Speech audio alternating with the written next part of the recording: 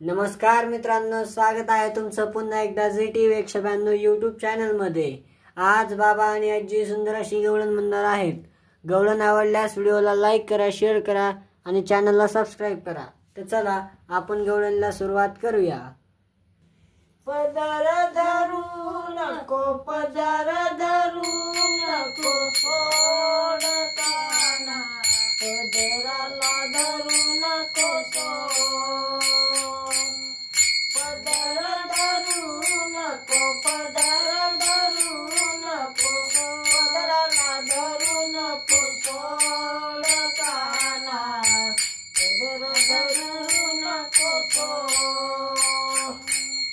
कृष्ण काळा वीरा गोरी, तुम्ही माझी नाहीशी न जोडताना, तुझी माझी नाहीशी न जोड।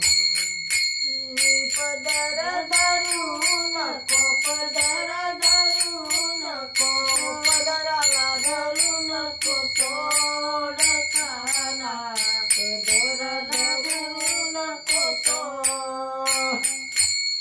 जाऊनी सांगेन नंद मामाजीला, मोडीन तुमची खोडताना, मोडीन तुमची खोड। पदर धरू नको, पदर धरू नको, सोडताना पदराला धरू नको,